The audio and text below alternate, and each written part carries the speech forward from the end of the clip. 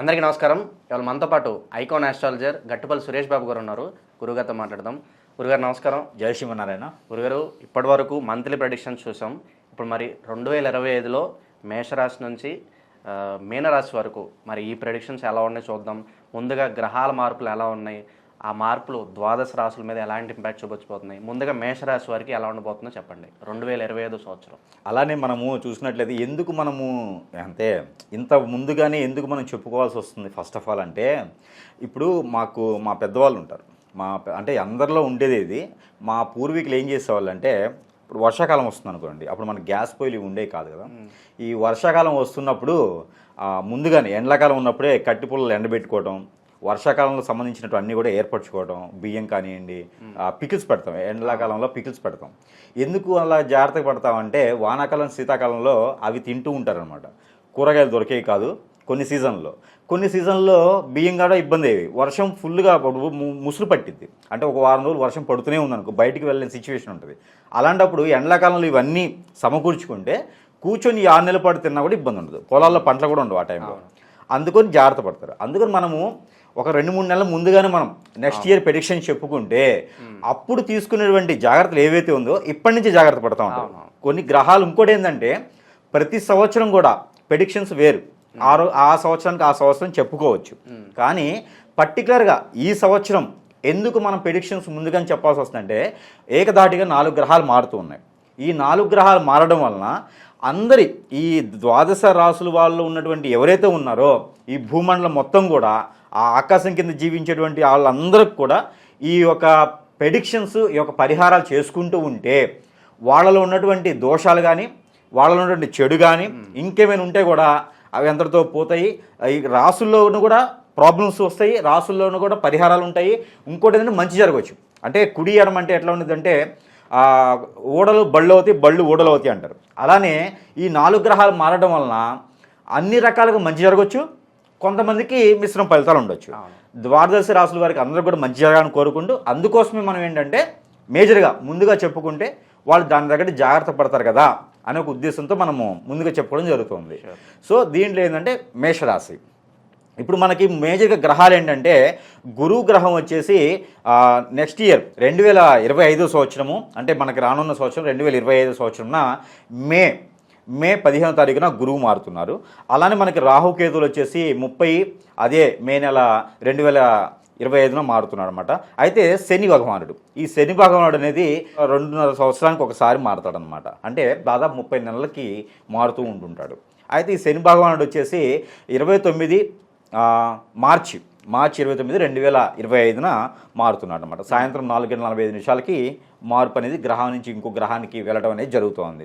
వీళ్ళ ప్రభావం అనేది మనకి రెగ్యులర్గా రవి అయితేనేమో నెలకు ఒకసారి మారుతూ ఉంటాడు. అలానే మనకి ద్వాదశ రాశుల్లో 12 నెలలకి 12 రవి అయితే నెలకు ఒకసారి మారుతూ ఉంటాడు. 14, 15, 16 తారీఖుల్లో రవి మారుతూ ఉంటాడు. ప్రతి 3 రోజులకు ఒకసారి చంద్రుడు మారుతూ ఉంటాడు అనమాట. ఇక గ్రహాలు అనేది ఇక బుధుడు ఉంటారు, ఇక తర్వాత రాహుకేతువులు ఇవన్నీ మారుతున్నాయి కాబట్టి గ్రహాలు అన్నీ అవేంటి అంటే 40 డేకి ఒకసారి శుక్రుడు మారుతూ ఉంటాడు. ఇలా ఇవి ఎక్కువ చచ్చుడుకు మారుతూ ఉంటాయి అనమాట. మేజర్ ప్రభావం ఏంటంటే రాహువు, కేతువు, శని, గురువు ఇవి మారడం ఏంటంటే 18 నెలలకు ఒకసారి గురువు మారుతూ ఉంటాడు. అయితే వీటి ప్రభావితం ఎలా ఉంటుందంటే, ఒకే సంవత్సరం 4 గ్రహాలు మారడం వలన ఈ మేషరాశి వాళ్ళకి అనేది మిశ్రమ ఫలితాలని చెప్పుకోవచ్చు. ఈ ఏదైతే శని ఉందో ఈ శని భగవానుడు మారడం వలన మేషరాశిలో అష్టాష్టమ శని మొదలవుతుంది. మేషరాశి వాళ్ళకి వీళ్ళకి ఎలా ఉంటాయి అంటే, ఇప్పటివరకు ఏదైతే సాధించుకొని ఇప్పటివరకు ఏదైతే నిలబెట్టుకొని ఉన్నారో అది అంతటితో ఇదైపోతుంది అనమాట. అంటే ఏదైతే ఒక 4 కోట్లు 5 కోట్ల రూపాయలు కూడబెట్టుకుని ఉన్న వాళ్ళకి ఏంటంటే, ఇక మీదట కొత్తగా చేయగలిగింది ఏదైనా ఉంటే కూడా అది 1కి 2-3 సార్లు ఆలోచించడం, 1-2-3 సార్లు ప్రయత్నం చేయడం ఇలాంటివి జరుగుతాయి. ఇది ఏంటంటే గత సంవత్సరాల నుంచి చూసుకుంటూ ఉంటే ఇప్పటి నుంచి మొదలయ్యేసి 7.5 సంవత్సరం వరకు ఉంటుంది, బాధిస్తుంది. అయితే ఇందులో పర్టికులర్గా ఏంటంటే 4 భాగాలుగా ఉంటాయి.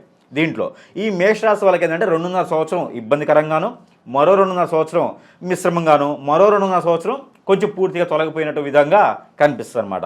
అందుకని చెప్పేసి మేషరాశి వాళ్ళకి ఏం చెప్తున్నాం అంటే, ఈ మేషరాశి వాళ్ళకి సంవత్సరం పొడుగుతా కూడా ఎక్కడైనా సరే రెమెడీ పరంగా చూసుకుంటే వీళ్ళకి మేజర్గా ఎక్కడైనా సరే అక్కడ మీకు శివాలయాల్లో కానివ్వండి, విష్ణు ఆలయాల్లో కానీ గ్రహాల ఉంటాయన్నమాట, గ్రహ మండలి ఉంటుంది. అక్కడ ఈ నవగ్రహ మండలి దగ్గర అభిషేకం చేసుకోవడం కానివ్వండి, నల్ల నువ్వులు దానం చేయడం కానివ్వండి, అలానే తులాభిషేకం అంటారు అన్నమాట. నల్ల నువ్వులతో తిలాభిషేకం చేస్తారు.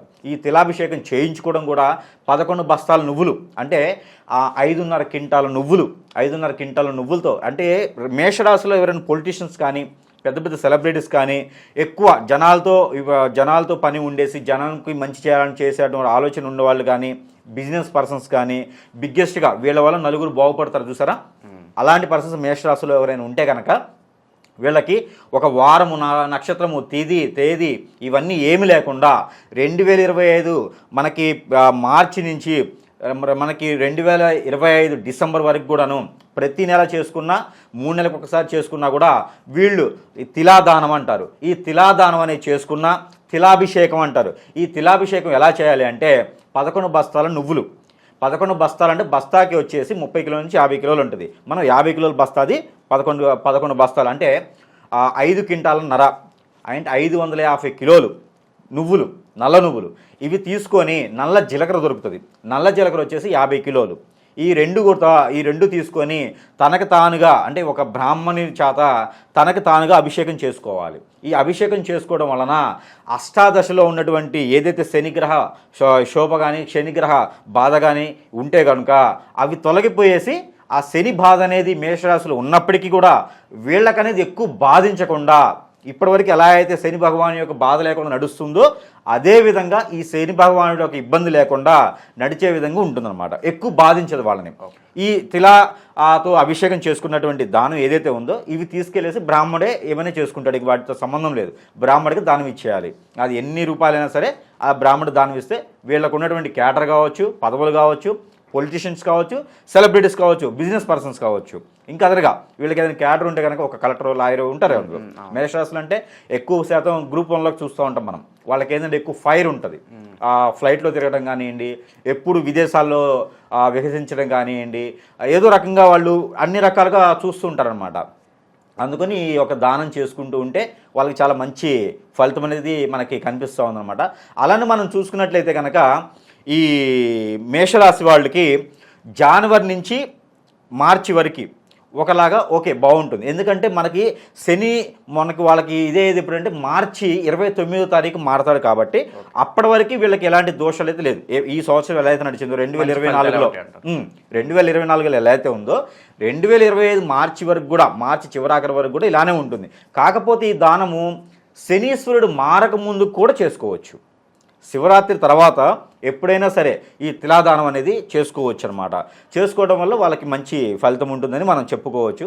అలానే రాహుకేతువుల యొక్క ప్రభావం వీళ్ళ మీద ఎక్కువ ఏం కనిపించట్లేదు. వీళ్ళకి మంచి చేస్తారన్నమాట రాహుకేతువులు. దాని గురించి అయితే అభ్యంతరం లేదు. గురువు అయితే కూడా వీళ్ళకి మంచి చేస్తాడు. గురు బలం వీళ్ళకి ఎక్కువగా ఉంది కాబట్టి ఒక శని మారినప్పటికి కూడా శని ఎంతైతే ఇబ్బంది పెడతాడో గురువు కూడా అంతే బద్ధకంగా ఉంటారు, మందకస్తుగా పనిచేస్తాడు. కానీ ఏంటంటే ఆ ప్రభావితం అనేది ఎక్కువగా చూపించలేదు కాబట్టి పెద్దగా భయపడాల్సిన అవసరం కనిపించట్లేదు. ఈ యొక్క మేషరాశి వాళ్ళు కొంచెం చేసుకున్న పనికి ఏంటంటే ఈ 2024లో ఏంటంటే ఒకసారి చేసే పని ఒకసారి చేస్తే అయిపోయేది. కాకపోతే 2025లో ఏంటంటే ఒకసారి చేసే పని 4 సార్లు చేసుకుంటే సరిపోతుంది. పెద్దగా టెన్షన్ తీసుకునే అవసరం అయితే లేదు. అలానే ఈ తులాదానం చేయలేటువంటి వాళ్ళు ఎవరైనా ఉంటే కూడా వాళ్ళు నవగ్రహ అభిషేకం కానివ్వండి, అలానే శనీశ్వనికి పూజ చేయడం కానివ్వండి, ఆరాధించడం కానివ్వండి, అక్కడ కొబ్బరికాయ, నారికేళం, అక్కడ బెల్లము, ఒక కాయిను, ఇలా శీలకాయ, మన మొలలు ఉంటాయి, మొలలు, వీటన్నిటితో అభిషేకం చేసుకుంటే కూడా వీళ్ళకి మంచి ఫలితాలు అనేది ఉంటుంది. ఆ శని భగవాన్ యొక్క దీవెనలు ఉంటాయి కానీ చెడు చేసే విధానం అయితే ఉండదు. శని భగవానుడు చాలా మంచివాడు. మారుతున్నాడని చెప్పి అందరూ భయపడుతున్నారు కానీ శని భగవానుడు ఎవరు ఏంటని తెలియచేస్తాడు, మనకి బుద్ధినిస్తాడు. మందకసుడే కానీ మనలో చైతన్యాన్ని ఇస్తాడు. శని భగవానుడు వచ్చింది అంటే ఆ శని భగవానుడు మారేటప్పుడు మనలో చైతన్యం వచ్చింది. మీకు ఏ పని కావాలన్నా చేసి పెడతాడు శని భగవానుడు. అంత గొప్ప వ్యక్తి. మిమ్మల్ని సామాన్య మానవుణ్ణి శిఖరాన్ని ఎక్కించేంత శక్తి శని భగవానుడికి ఒక్కడికే ఉంది. అందుకని శని భగవానుడు మంచి వ్యక్తే, ఆయన చెడ్డ మనిషి కాదు. గ్రహాలన్నింటిలో కూడా మంచి వ్యక్తే, అదేమి అభ్యంతరం లేదు. శని భగవానుడు మారుతున్నాడు కాబట్టి ఈ పరిహారం చేసుకుంటే ఆ ఒక లోపం లేకుండా ఉంటుంది. అలానే మనకి చూసుకున్నట్టయితే ఈ మార్చి నుంచి మనకి జూన్ వరకు కూడా వీళ్ళకి ఏంటంటే అనుకున్న పనులు కొంచెం మందకస్తిగా సాగుతూ ఉంటాయి. అందులో ఎడ్యుకేషన్, గురువు బలం బాగానే ఉంది కాబట్టి ఎడ్యుకేషన్లో బాగుంటుంది. కాకపోతే మొండిగా వెళ్ళాలి. ఇప్పుడు విదేశాన్ని ఎవరైనా చేయాలనుకుంటే వాళ్ళు ఏంటంటే కొంచెం మొండిగా ప్రయత్నం చేస్తే పని అయితే ఒకటి ఉంది. వీళ్ళు ఏంటంటే ఏదైనా విదేశానం ప్రయత్నం చేసేవాళ్ళు ఎవరైనా ఉంటే కనుక వీళ్ళకి లాంగ్ టైం కూడా వీళ్ళు చేయాల్సిన పరిహారం ఏంటంటే ఈ మయూరి నీలం అని దొరుకుతుంది. ఈ నీలం స్టోన్ పెట్టుకోవద్దు, దానం చేయండి. మయూరి నీలము మనకి 100 రూపాయల నుంచి కూడా దొరుకుతుంది. సబ్స్టిట్యూట్స్ చాలా స్టోన్స్ ఉంటాయి. ఈ స్టోన్స్ దానం చేయడం వల్ల ఈ శని భగవాని యొక్క విగ్రహం ఏదైతే ఉందో ఇది దానం చేసినంతవంటి పుణ్యం అనమాట. అంటే ఇప్పుడు మనం మొదట్లో అనుకున్నటువంటి 550 కిలోల నువ్వుల దానం చేస్తే ఎంత ఫలితం అయితే వస్తుందో అది చేయలేనటువంటి పరిస్థితుల్లో అందరూ కాదు, చేయలేని సిచ్యువేషన్లో ఉన్నటువంటి పర్సన్స్ ఎవరైతే వాళ్ళకు కూడా శని భగవానుడు ఒక మంచి జరగాలి కాబట్టి వాళ్ళకి సబ్స్టిట్యూట్ స్టోన్స్ దొరుకుతాయి అన్నమాట. జాతిరత్నాలని తీసుకోవచ్చు. మయూరి నీలం అని ఉంటుంది.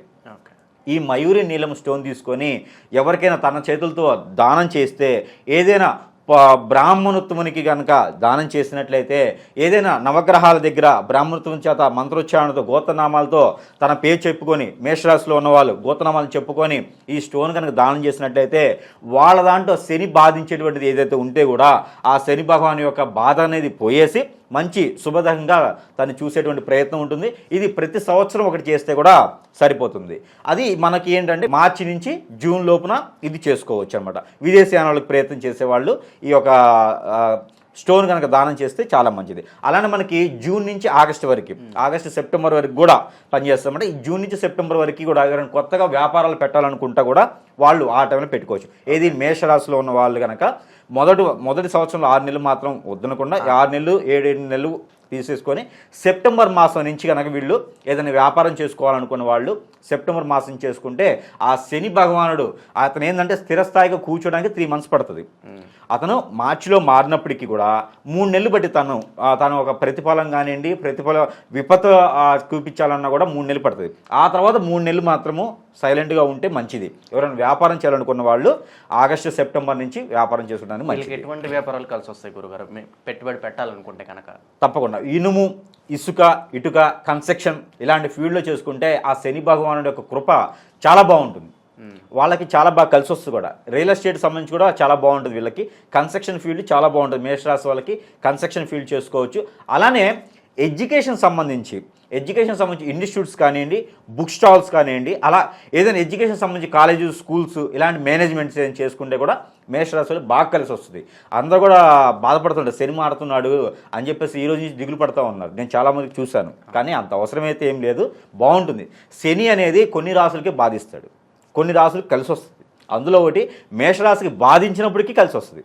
కాకపోతే మేషరాశికి తెలియచేస్తాడు, ఆ బుద్ధి తెలియచేస్తాడు. ఏంటంటే మనతో ఉన్నటువంటి పర్సన్స్ని ఎలాగ క్యాలిక్యులేషన్ చేస్తాం. మనం ఇప్పుడు 10 మంది మనకు ఫ్రెండ్స్ ఉంటే వాళ్ళు ఎవరు ఏంటని మనం నమ్మం లేదా నమ్ముతాం.